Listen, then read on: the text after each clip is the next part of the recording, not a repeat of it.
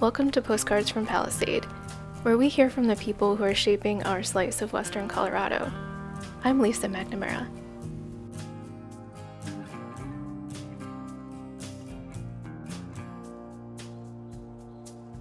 Today I'm joined by Richard McDonald. Richard and his wife, Allie McDonald, own Colorado Vintners and Cliff Dweller Wines, where they make a couple of my favorite wines in the Valley. Their newest venture, Valley Enology, is an on-site wine lab that provides juice and wine chemistry analysis to grape growers and winemakers in the Grand Valley. Richard's goal is to provide lab services for everyone, from commercial wineries to home winemakers, to improve the overall quality of wine coming out of the Grand Valley, and to save everyone some money along the way. Richard has had an expansive career in the wine industry, working all over the world in some of the top wineries and vineyards. We chat about his experiences working in Australia, Napa, New Zealand, Europe, and back again. Why he and Allie decided to open a winery and lab in Palisade after all that, and the best things about owning a winery in a relatively young wine region. Richard also expands on why he wanted to start a wine lab, why it's important to have a local lab resource, and what he and Allie are getting into next. All that and more on today's Postcard from Palisade.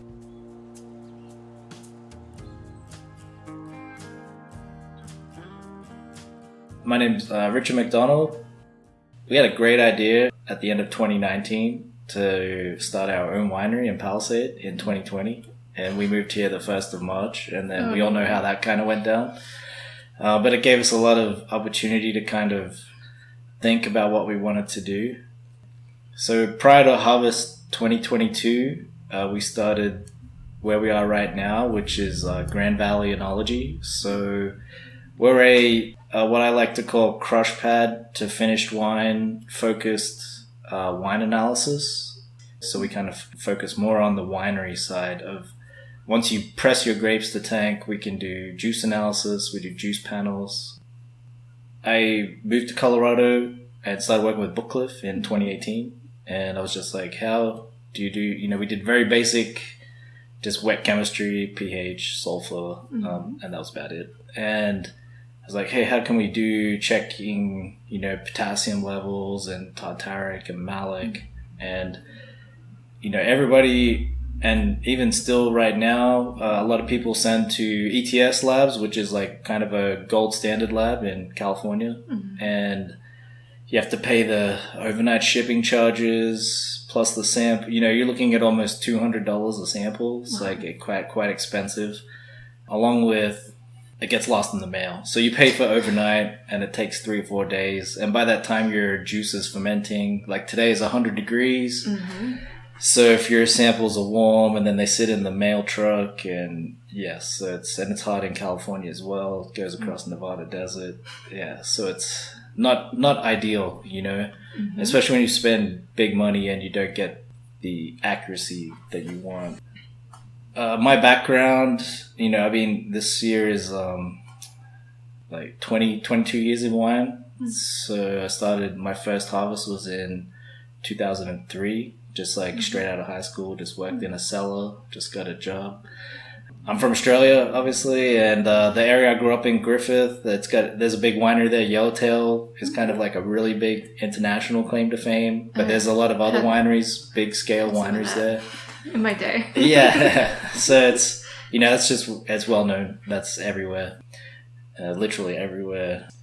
So it's a big ag area in general. It's very similar to Palisade in that it's irrigated desert. So we have a large river that runs close by, and then it's irrigated ag land. So there's some big wineries there. Yeah, the winery I worked in was considered smaller, and we did 25,000 tons, like 7 days a week, 12 hours a day. And then I kind of enjoyed it. And then that was also there's a lot of international people, French and German guys working in the cellar, and they were, at that time, they were like, oh yeah, we travel, we do this Australia, back to Germany, or back to the Northern Hemisphere, and you can do this, what they call the endless harvest. And I had a good friend from high school, and her brother was actually the winemaker at that. He's like, oh yeah, you should you could go to there's a college 2 hours away, Charles Sturt University. They got a great program. And he's like, yeah, it's a great job. And I was like, okay, cool. And I applied. I took a gap year. I just worked a lot of that. Worked that for 6 months, and then odd jobs out of season. And applied for university, got in, and then kind of the rest is history, so to speak. Did a lot of Australia, and then I did the endless harvest for about 6 years. So between Australia, New Zealand, to Europe, back to Australia, the US. Wow. Back to Australia, and then met my wife Allie, and we're both just working in wineries in Napa, California. It was before smartphones, so we just met at a bar, the old way, and old-fashioned way. And we got married in Australia, so I was working there again, back in my hometown. But then the opportunity came back up to come back to Napa. So we lived in Napa for 6 years, where I was very lucky enough to work in some very higher end kind of, is probably a good way to describe it, where, quality was the number one priority at all times, which is the basis that Valley Enology is focused on, because once you start a wine brand, and anyone can start a winery. But once you start going out into retail or restaurants, it's perfect timing, but it's the Olympics every day. Like, you come up against the best wines in the world every single day once you step outside of your tasting room. And the best wineries in the world are doing this sort of stuff all the time, checking their lots, checking their wine. That's kind of the goal here too, is we have our winery, Cliff Dweller Wine Company, and our tasting room, Colorado Vintners. And it's just building the brand of Colorado wine, improving consistency, improving quality. Because also in the general market, Colorado wine is a little bit on the expensive side, just when you talk about a lot of wine. Consumers are very kind of conscious. They want good value, and they want really good quality, and so that's kind of what we're here for, to help build that quality, help consistency. I'm a big believer in all ships rise with the tide. So whoever it is makes a great wine, gets a good write-up, helps everybody out. Yeah, no, that was one of the questions I had, which was, you also kind of represented the same attitude through Vintners. When you were starting up, you were bringing in other wines from around the Grand Valley and around Colorado, from West Elks, and kind of pouring them side by side with your wines.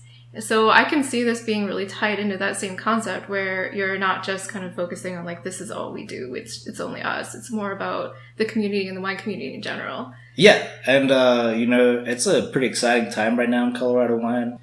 I have some vendor friends that come out, selling barrels and whatnot, and it's pretty funny. They're like, man, I feel old out here, because there's a lot of if you want to say young blood, but there's a kind of a little bit of a younger vibe. There's definitely a lot of the founders are still around, and it's crazy to hear where it was only 20 years ago and there's only 6 wineries in Colorado, and now it's close to 200. But they're a great resource. They've seen it from a tiny thing all the way up to what it is now. But it is, there's lots of youth and enthusiasm there, I think is probably a good way to put it.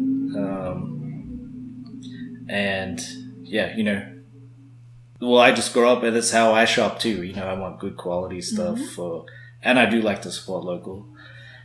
And the Colorado Vintners idea for our tasting room, when I first started with Bookcliff, so the winery is based out of the Front Range in Boulder, and so I was living on the Front Range, and we'd come out. They own vineyards out here. They farm 50 acres out here, so we'd come out quite regularly to vineyards, get caught up doing vineyard work all day, and then you finish about 4:35, and you're like, okay, I'll try to do some tasting rooms, and everything was already closed.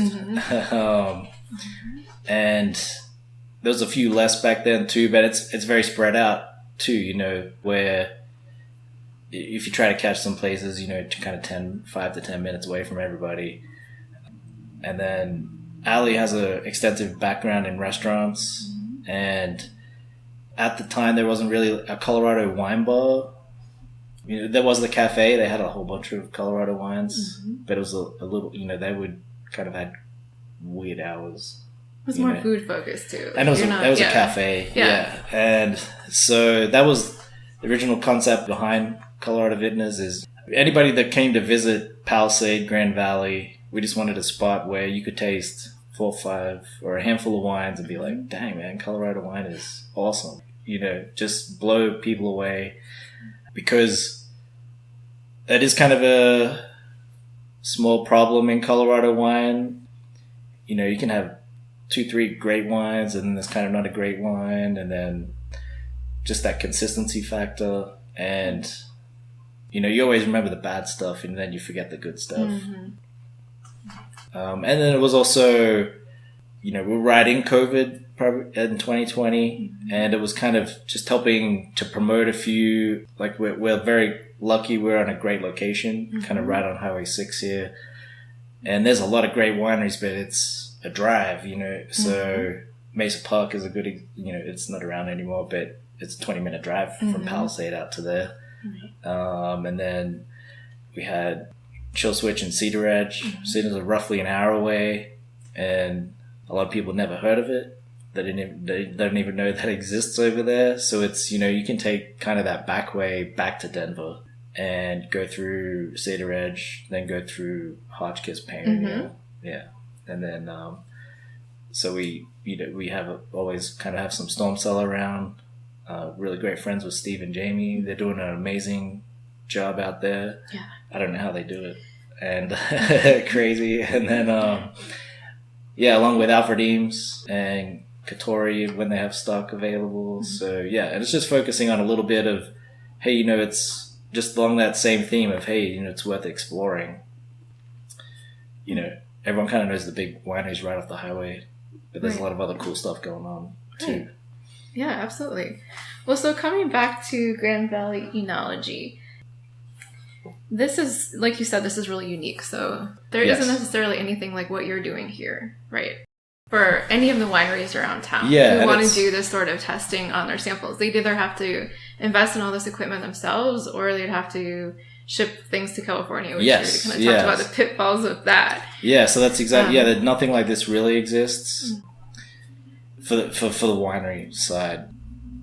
That's true. You know, it gets expensive very quickly. You can do some very basic stuff, very cost effective, but then once you get outside of the basic stuff, it gets expensive very quickly. Yeah. So what sort of services do you offer here? Like, what kind of testing do you do, and how often would winemakers need to do these things? Yeah, so it started out with basic just juice analysis. So, you know, for your juice panel, you want to check like the glucose, which is glucose, fructose, 2 main sugars in grape juice, along with like your malic acid, tartaric acid, potassium, and your YAN, like your yeast assimilable nitrogen. So that's kind of the nitrogen available for your yeast fermentation. So that's where you do supplement to have a healthy ferment, because you can't, otherwise the yeast don't get happy, and then there's a lot of off aromas, or you'll get stuck ferment, and that can lead to once you have anything with sugar in it, everything else likes to grow in it too, you know? So the yeast are quite great at kind of out competing all that stuff, but then once they're not happy, everything else kind of moves in. It's like guerrilla warfare going on in your ferment. And it's a fine balance. You know, eliminating those problems early on is 95% of the way there to making a great wine. You have a great ferment, you make a great wine, and then it all comes down to not ruining it by later on. And you need to know what you have to work with to know what you need to do, right? Yeah, so and that's how it started out. I just asked around a lot of the wineries here, what are you currently doing? Hey, if we were to invest to get this going, would you support it? Like supporting local. And very lucky that a lot of people jumped on right away. Like, yes, because we work around we try to have people drop samples off in the morning. We try to same day turnaround. If not, turnaround's done by noon. Wow. And just with my experience in the winery, it's like, okay, I press the tank, I get my juice, get my samples in, analysis, and then I can rack the tank that evening, get the yeast in, get my additions in, and then like in the same day. So it's like trying to help. Yeah, otherwise you would ship it out and waiting 3-4 days. And then by that point you're like, okay, I'll just shoot from the hip and do a couple things. Because it might have changed along the way. So yeah, that's a huge benefit to the community. Yes, and then it's also, we try to do it as cost effective as possible because we're a small business. Everyone here is a very small business. So, this is a very crucial step, I believe. So if we try to make it as cost effective.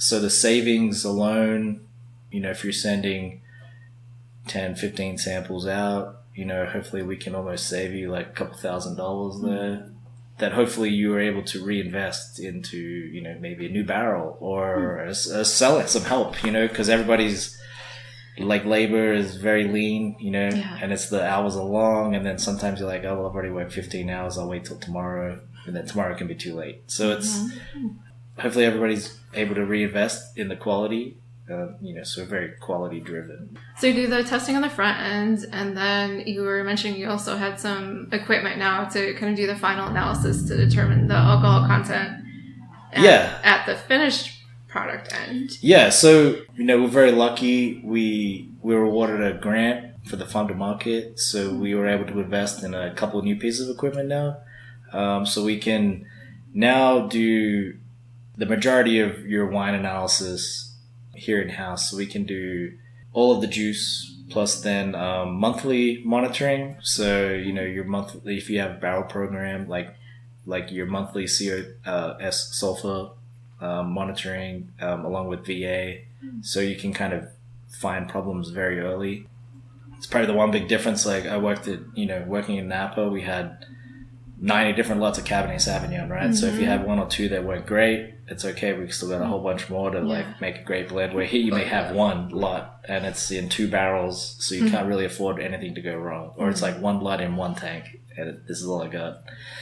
So it's a little bit more important and it's also much harder at smaller lots because smaller lots go bad quicker. So we can do all your monthly monitoring for sulfur and VA, and then also like post-ferment in red wines. If you're doing secondary malolactic fermentation, we can monitor your malic so you know when it's finished, so you can get your sulfur in, preservative, or you can, there's a lot of bio controls now, so you know where you're at. And then we can do your pre-bottling analysis, which is kind of your sulfur and any kind of chemistry you're looking to touch up at the end. And then we can also do alcohol now, which is for your labels. Yeah, it kind of gets important with your labels and federal regulations and stuff. So we can now run alcohol analysis. So it's a full life cycle of anything that you would need to do during winemaking process. Yes, and then we're also here. Like if you are, we have a couple clients where we can kind of see their analysis, and we do some very basic tracking for you. Where if we see the results and we can kind of say, hey, look, I'm not sure if this is the same lot, but you had one with the same name. And we can say, hey, look, this is your VA's creeping or something's going on. Yeah. Very cool. And so you do all the same things, I'm sure, with your wines too. So it's yes, and that's comes out of just working. Just where I worked in Napa, it was like every month we would do this, and it's because obviously you're dealing with a lot more grape expensive. It's a much bigger kind of operation. We can't afford to have anything go wrong. So it's like your monthly checking. And so it's a small investment in your product, but then it does make a better product at the end. And then there's consumers like yourself and everyone coming in every day, and they appreciate it, I believe. They can really tell when people are caring about the product. I'm sure you can't talk about who uses the lab, right? No, we can't. But, it's a large secret? majority now. Like, probably more than half the wineries in this area now. Wow. So we're gaining a couple more. Got a couple of new ones just in the last few months doing like some pre-bottling stuff. Yeah, so it's slowly growing. Mm-hmm. And then we're just being really light staffed is a good way to put it. We do a lot of stuff here. So we're now slowly opening up to potentially where front range people could ship it and ship samples in. Because that's one beauty in Colorado is like, you just have to do ground freight and it's overnight. Like especially from Denver to Palisade, it's overnight. Sure. Like just playing the, $12 ground shipping. Yeah, and you're just crossing the Rockies, so it's not like you're going across the Nevada desert. Yes, or anything like that. It's hopefully not too hot. Yeah, you just need like an ice pack in there. The ice packs wear out after like 2 days in the desert. Yeah. Yeah. Well, that's so cool. So, I mean, that's a lot to keep up with because it's probably the busy times are also when you are busy with Vintners and Cliff Dweller. Yes, yeah. So that's, I've been very lucky. Hillary Eels with Mafia Princess. She's kind of been here from the day one and she really helped us get off the ground because they were like really small. She had some extra time. And then now it's getting to the point where I'm able to collaborate with the CMU Tech and Ryan and about to hire an intern from their program there. And it's also because, I did enology at university and you learned like all these manual ways to do stuff. And I can say I've never done half of that stuff ever. You do the test and that's the last time I touched any of that equipment. But this equipment that we have here now is you could get experience here and you could go to pretty much any winery, any wine lab almost in the world. And it's very similar. Yeah. Oh, that's so cool. It's such an exciting thing to have here. And it's awesome to hear that it's been really well received and people are... And it's, and we do, if there's any new wineries out there and if you're currently sending your stuff out or if you're doing it in-house, we do offer, we'll do 1 or 2 samples for you, like where you do it your way, we run it here. We just ask to share the results so we can double check and, we want everyone to be happy with the results. So that's the worst thing is like you pay money for results and then you're like, man, I don't even know if I can trust this stuff. Yeah. So, and I get that too, I have vendors and you're like, okay, well, I've been doing this the same way for 5 years. Why would I change? And it's like, okay, so, and that's hopefully the benefits of being able to drop stuff off and, do your vineyard sampling. I did some grapes this morning and, vineyard sampling in the morning, get the results back today and they'll pick tomorrow maybe, or they've updated their irrigation for tomorrow. They want to pick next week. Just that, benefits of being in the area. Yeah.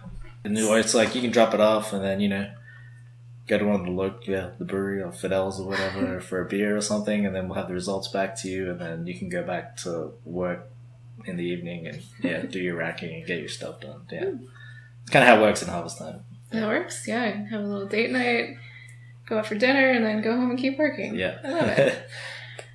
So you mentioned that where you grew up and where you first started working in a winery is a similar climate to here. And then you've definitely got a similar situation where it's a desert irrigated type. Yes, situation.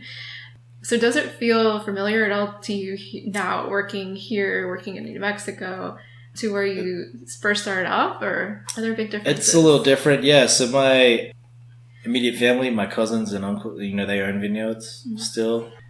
It's kind of good to talk to them because I'm like, oh yeah, look, I'm pruning this little 1 acre lot, for free grapes. Like I do a little work, and they're like, man, why? Because it's obviously at one point they had a little over 1,000 acres they were farming themselves, and it's very mechanized though, big tractors, everything's mechanized, machine picking, that kind of thing. So it's very different, and it's great to chat with them about that. Here, I love the climate here because I love snowboarding and it's great because we do get a winter time here and but actually the winter time here is quite mild. Like living in the Front Range and you get that 2-3 weeks where it's single digits, or the snow will hang around for a few weeks. Yeah, here it's great. Like, you get the snow, okay, back to sun. And that's kind of weird because then you just go 20 minutes up to Powderhorn and it's like blizzarding. Yeah. And, it's great. I love it. So here, obviously, the one main difference is the elevation. Where I grew up was 250 meters. So it's like 1,200 feet above sea level. Like much. So we don't get the extremes. Definitely late spring frost but it doesn't get, we don't get the extreme cold dieback. They can grow any kind of grape variety. Sure. Where here, there's some grape varieties don't work great because come January, if we get single digits, they don't like it. Right. Yeah. Right. You get the winter kill. But Palisade itself reminds me of where I grew up. Where I grew up was a little bigger. It's like 20,000. But there's community here in Palisade's awesome. Now we're part of the business community, just along with all the old part of the community, if you want to call it that. I think it's a crazy thing in Palisade. There's just a great community vibe going on here, which I think it's crazy. Someone else explained it, and then I was like, oh yeah, it's like very relatable. And my in-laws come visit, sister-in-law, brother-in-law, and it's like, all right, let's go to the farmer's market. And as anybody probably knows, you only get about like 50 feet into the farmer's market and you're like, oh, hey, chit-chatting, and it's like an hour's already gone and you haven't gotten anywhere. And they're always like, man, like, do you know this whole town? And it's like, well, it's a small town. And it's like, but it's just that community. They come from a community where they don't really know their neighbors. Yeah, so that's like a really cool thing here in Palisade. Yeah. I love living here in Palisade. Yeah. Our kids go to school in Palisade. 3 blocks away. It's great. Yeah.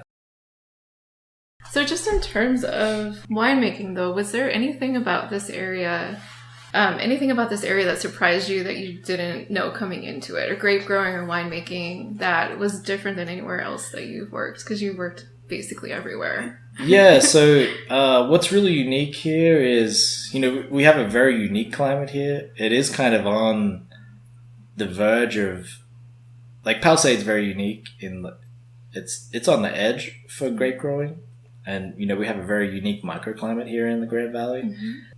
Obviously, guys in West Oaks at 6,000 feet, and down south in Cortez at high elevation are much more on the edge than we are. They're a little closer to the edge. We're kind of behind the safety rail a little bit here, and it's also really great. And I don't know how to put it, but like a lot of more established regions have. And it always comes up at sort of here and there, but like Napa has Napa Cab, right? So it's like kind of like that's the thing, right? And then like Willamette has Pinot, so it's like very defining. We're here, much broader scope on varieties that can grow. It also has sort of a much shorter history, so a large part of people here are still like trying to figure it out. Like what does grow really well here? Because it's like, okay, is Cab Franc great? And Cab Franc is great, but then we had the winter kill year in 2020, and didn't survive too well. So a few other things came up. There's Troldego's makes a great wine. Chenin Blanc is like really great. So it's like there's just like this opportunity here to make great wines with a number of different varieties that are kind of all in the mix, and they're all great, and without being like, hey, I'm just here for the big if that makes sense. Yeah. So there's no, it's like there's no kind of legacy that you're forced to follow, I guess. You can be a lot more creative and try to exactly. You can be creative, and it's also Colorado has like a bit of a stigma with the natives, if you want to call it that. Like it's, people tried it 20 years ago and admittedly it wasn't great. I know the first time I came to Colorado, there was a Colorado wine tasting on the Front Range in a liquor store, and it wasn't great. There was a couple of great ones, but it was like very hit and miss. And we do some markets on the Front Range, and everyone kind of thinks that all Colorado wine is like all they do is like sweet wine, or just this one style of wine, or it's fruit wine, or the mindset is there. And so, but there's kind of a lot of younger people, if you want to put it that way, or new people to the state, a little more adventurous, and we're able to do that here. And that's also cool, like if you, from a wine agri-tourism point of view, it's not like you can go to 5 wineries here and it's like, here's the same wines. You know, you go around and it's like different at every place. You know, sparkling wine's gaining traction here, and there's some people making some awesome sparkling wine. So, you know, even that's unique as far as like if you came out for a weekend and traveling around. No, I totally get your point though. It's like, so I grew up near the Finger Lakes region in New York. Oh yeah. And I worked there for a season. I think I worked in the wineries. And it's like, you know, Riesling is what they grow there. But there's tons of other great wines. But you could spend a whole day just drinking Riesling and comparing Rieslings. Yeah, and you can't, I mean, you can't or wouldn't want to do that same kind of idea here. You won't want to just go taste a rosé everywhere, right? Like everywhere has a full portfolio of wines that they can make. Yeah, and that's, you know, and then it kind of helps a little bit too, because it's like, hey, go here, they make like a great, you know, this variety, and then this place makes this really great, and it, you know, and so I see it's great for the consumer, along with like, hey, you can go rafting in the morning and then wine tasting in the afternoon, right? Or like. You can mountain bike for a day and then wine taste the next day while you're recovering on that kind of stuff. Yeah. So it's like snowboard, and then this is like a super unique little wine area that is very different, and there's obviously a lot of outside aspects. Kind of, you know, you're asking on this uniqueness here, and it's, you know, I love the outdoors. I don't get a lot of opportunity to go to the outdoors, but it's all like right here on our doorstep. Summit County is only 2 hours away, or if you want to head further south, like Durango or Moab's only 2 hours away, or it's very unique out here. And I do feel it was very, like, almost unknown. And that is amazing. You know, I do work in our tasting room. People are like, man, I drive past here for like 15 years and didn't even know this whole thing was here. I didn't even know this was happening here. You know, they'd heard of Palisade Peaches. Right. Obviously. But they're like, man, you guys got breweries here and a distillery and wine, and, you know, no one, you know, man, we got to stop over now. So there's like a lot of people, it's getting, word's getting out. Is there anything I missed that I just didn't know to ask about? I think probably one big thing is like, don't be scared. Like, come in, get in touch with myself. Or, like through email or myself, send me a text. Also, if you do buy your own equipment, come and chat to us, and, you know, we'll help you. If you want to run a sample, we run a sample. We'll help you do a couple of those things, get it dialed in. You know, I just want, ultimately, everyone to be making great wines. So, you know, I get it. Maybe you can't do everything through us, and you want to do some stuff in-house, but we'll help you make sure that what you're doing is correct, you know. And if you have questions, we're here too for questions, winemaking questions. And that's all from basic stuff all the way up to like, if you want to, you know, we can do some consulting as well. So we offer the full gamut. Yeah. Do you have a website or anything like that? I can put the link in there. Right now it's just through our website, Colorado Vintners. No, that's like the next step. We need to get our website. Right now it's like just local. So just word of mouth. Email is probably the best way. I just have a really bad habit with texts. My phone will read them to me while I'm driving, but then I forget about it, because then there's like 10 other texts, and then you get buried in the text inbox and I forget about it. But if email is like great, because I have my email set up to give me reminders on anybody I haven't replied to. I get that like 2 days later. Or just stop by the tasting room too. So come in. We're open a little bit later in that whole concept, and that's because there's a lot of people coming into the area and they don't get here till 6 o'clock in the evening. And so we're open a little bit later. We're open till about 8 o'clock, or, you know, sometimes 9 on the weekend if there's a lot of people having a good time. So just stop by the tasting room. Our tasting room ladies in there, more than happy to help you and get you in contact with us here. That's if we're not here in the lab, so we're not always, you know, we have a lot of other stuff. We're not always just sitting around in here. Just live here. Yeah. Although it's great on a day like today, it's like air conditioning and stuff. So because we have a couple, you know, obviously we have our other, like, Cliftwell Wine Company, and that's like a bigger project. We're almost, it's kind of 2 years in the making there, where like we just expanded our production. That was supposed to be ready before harvest last year, and it wasn't ready till November, like right after harvest, which is always fun. We are also moving into custom crush there. So we some grant money for production capacity there. And then it's kind of building a small little ecosystem here where it's like you can custom crush and then the lab analysis and the tasting room. Yeah. Oh, wow. And it's like kind of to help if you want to start your own winery, it gets very expensive very quickly. Yeah. There's a lot of toys. So we can help with some custom crush in that project to help save you startup costs. You can get going before you invest in building your own place.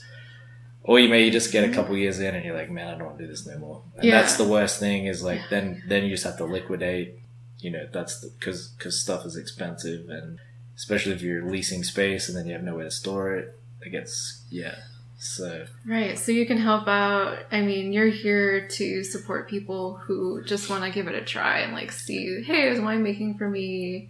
I have this idea. I want to try it out. I have these grapes and a little really bit. Cool. Yeah. So, like a really good example of that is like, say you have an Airbnb or a B&B, like a bed and breakfast. Mm-hmm. And then you have a small little half-acre vineyard and you can come to us and we can actually make the wine for you that's commercially viable and all that sort of stuff. Like we can do all the compliance and it's like it's legit. And that you can then, with the right permitting, obviously, like I don't want people to get the wrong idea, but like you have the right,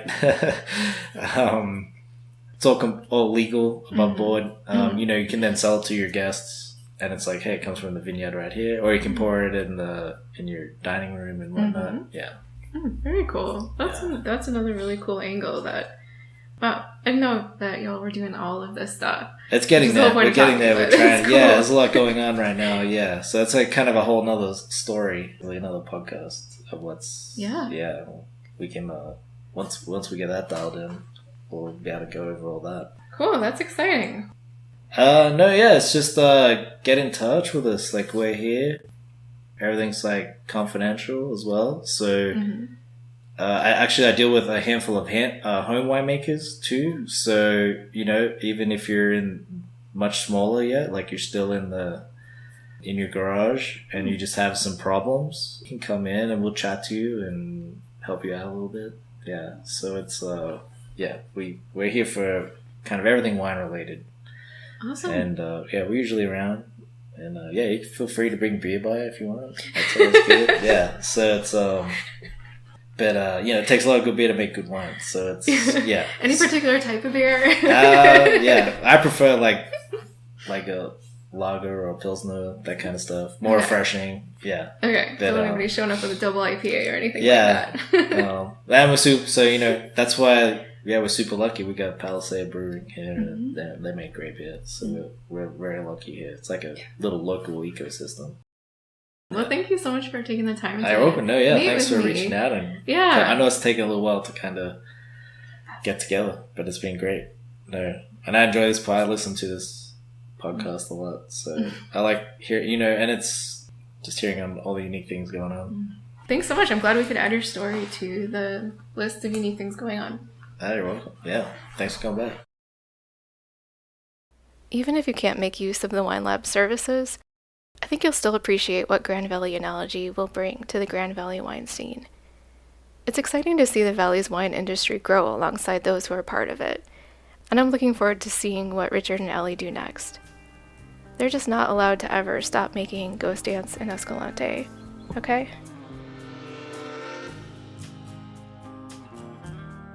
The podcast's theme music is Riverbend by Jeff Roper. Thanks for listening. With love from Palisade.